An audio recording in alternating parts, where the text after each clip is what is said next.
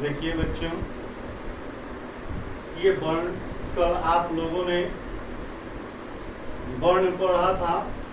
हमने कल आपको बताया था कि वर्ण दो प्रकार के होते हैं और दो प्रकार कौन कौन से थे। तो कल हमने आपको बताया था, पहला वर्ण स्वर वर्ण था और दूसरा व्यंजन वर्ण था। स्वर वर्ण और व्यंजन वर्ण। तो आज हम आपको पढ़ेंगे स्वर वर्ण के बारे में। तो स्वर वर्ण ये रहा आपका स्वर वर्ण। ये स्वर वर्ण, स्वर क्या है? स्वर उन वर्णों को कहते हैं जिनका उच्चारण किसी दूसरे वर्ण की सहायता के बिना हो। स्वर जो उच्चारण होता है वह खुद से अपने स्वयं से उच्चारण होता है। यह किसी दूसरे वर्ण की सहायता इसमें नहीं ली जाती है। इसके उच्चारण में कंठ तालु का उपयोग होता है, न कि जीभ और ओठ का। वर्ण, स्वर वर्ण दो प्रकार के होते हैं। पहला कौन सा है? पहला देखिए आप, पहला यहाँ मूल स्वर और दूसरा संयुक्त स्वर। अब मूल स्वर में क्या है? तो अ, आ, ई, उ, ए, ओ।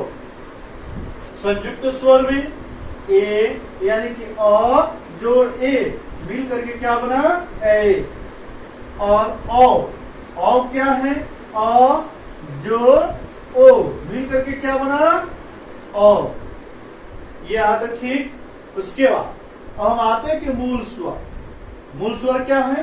तो मूल स्वर जो है दो प्रकार के होते हैं, यानी कि मूल स्वर के भी दो भेद हैं। मूल स्वर के दो भेद हैं। पहला भेद क्या है? तो ह्रस्व और दूसरा है दीर्घ। आप ये स्वर वर्ण पढ़ें। स्वर वर्ण क्या है? स्वर वर्ण उन वर्णों को कहते हैं जिनका उच्चारण किसी दूसरे वर्ण की सहायता के बिना होता है। इसमें अलग यानी दूसरे किसी वर्ण की सहायता न ली जाती है। ये आपका स्वर वर्ण हुआ। स्वर वर्ण के बाद हम आगे आपको अभी चलेंगे, हम ह्रस्व के बारे में जानेंगे और इसके साथ ही दीर्घ के बारे में जानेंगे। ह्रस्व क्या है और दीर्घ क्या है? ह्रस्व और दूसरा दीर्घ। ह्रस्व में आपका आता है क्या? ह्रस्व में होता है अ, तो दीर्घ में होता है आ। इसमें ह्रस्व में होता है ई, तो दीर्घ में होता है ई। उ, तो इसमें होता है उ। देखिए, ह्रस्व में क्या होता है? ह्रस्व में कम समय लगता है और दीर्घ में ज्यादा समय लगता है। मतलब उसके उच्चारण हम जब भी करते हैं तो ह्रस्व के उच्चारण में कम समय लगता है और दीर्घ के उच्चारण करते हैं तो ज्यादा समय लगता है। जैसे कहीं कहीं पढ़ा जाता है कि अ, मतलब जैसे इसको पढ़ते हैं ई, तो इसको पढ़ते हैं ई, इसको पढ़ते उ, इसको पढ़ते हैं उ।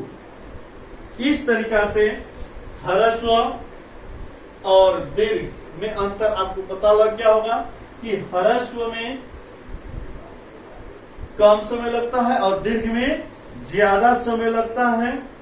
इसके बाद आप आगे अभी मिलेंगे हम आपसे। आगे देखिए इसको,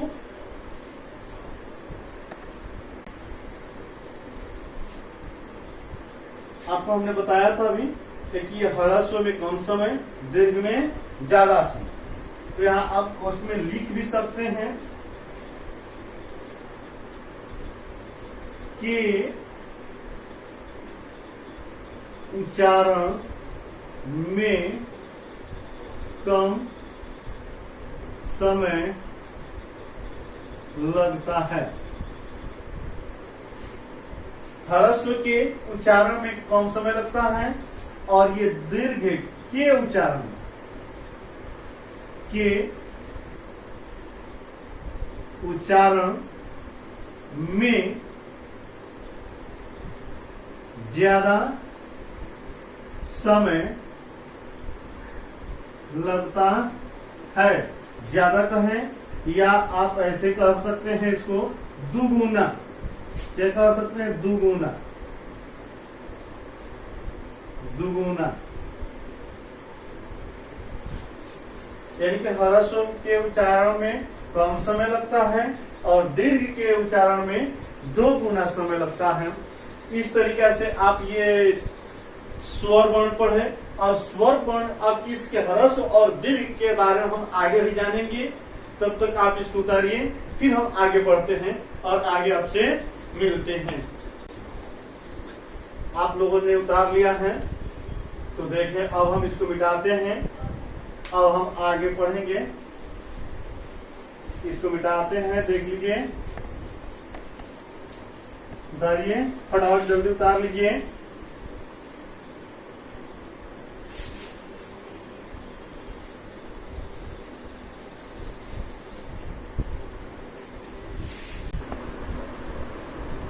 देखिए, अभी आप लोगों ने इससे पहले पढ़ा था स्वर वर्ण।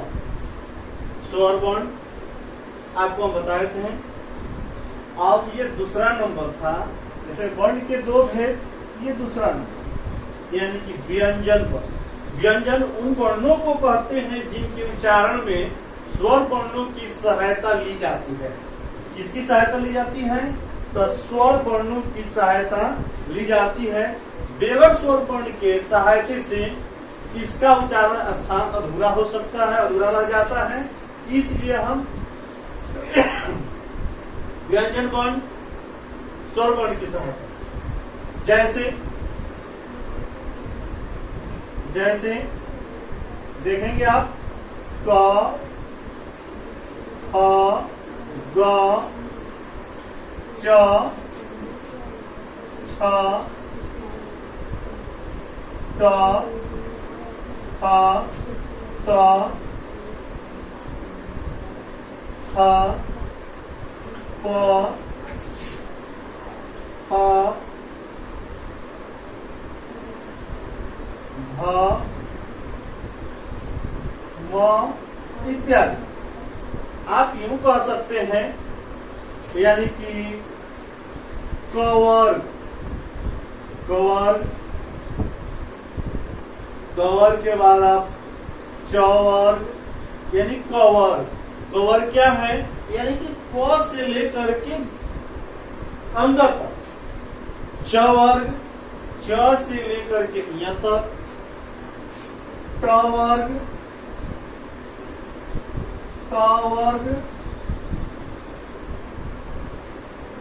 पवर्ग। ये सब क्या है?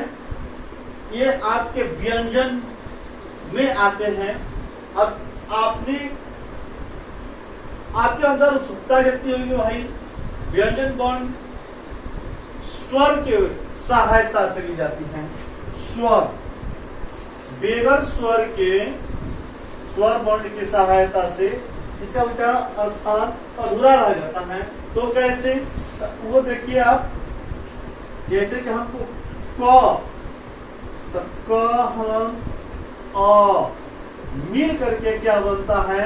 तब क। क आपका व्यंजन हो गया और जो है आपका क्या हो गया? तो स्वर इस तरीके से मिल करके किसी का निर्माण होता है, तब क का निर्माण होता है। अब है ये व्यंजन वर्ण, व्यंजन वर्ण के 3 भेद होते हैं। अब 3 भेद हैं। 3 भेद होते कौन कौन से हैं? पहला स्पर्श, स्पर्श। दूसरा अंतस्थ।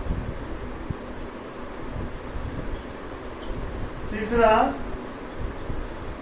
ऊष्म।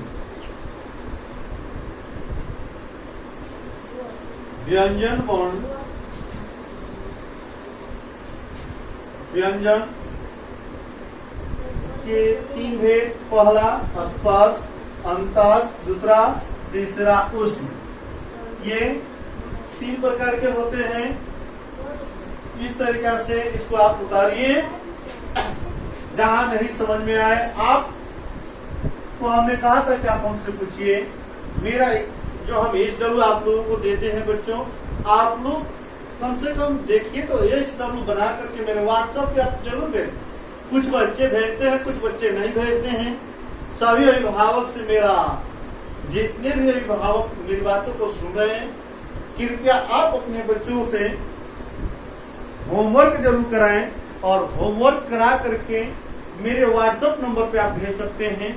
बच्चे अगर पढ़ेंगे नहीं, खाली बैठे रह रहे हैं, खाली घूम रहे हैं, हमने घूम करके देखा है, बहुत बच्चे रोड पर मिल रहे हैं हमको।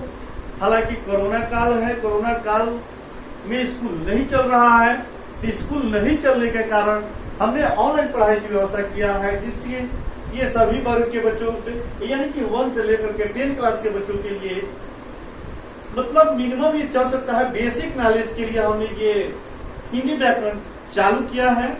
आप इससे बच्चों से आप जरूर करवाइए और बच्चों से बोलिए कि कम से कम अपना हिंदी व्याकरण का फेयर तैयार करें और ये लिखें। लिख करके उसके बाद जो लास्ट में हम पढ़ाते हैं, तो लास्ट में HW देते हैं, यानी कि घर के लिए होमवर्क देते हैं। तो होमवर्क बनाएं और बना करके मेरे व्हाट्सएप पे जरूर भेजें। और जब भी आप लोग देखते हैं तो अगर किसी भी बच्चे के पास अगर मेरा व्हाट्सएप नहीं और किसी के पास सब्सक्रिप्शन इसका नहीं है, तो आप सब्सक्राइब कीजिए और दूसरे बच्चों के पास आप शेयर जरूर कर दीजिए कि वो भी बच्चे लाभ उठाएं मेरी पढ़ाई से। अगर आपको पसंद आता हो तो आप लाइक करें और साथ साथ में कमेंट करें और सब्सक्राइब भी मेरे चैनल को आप जरूर करें।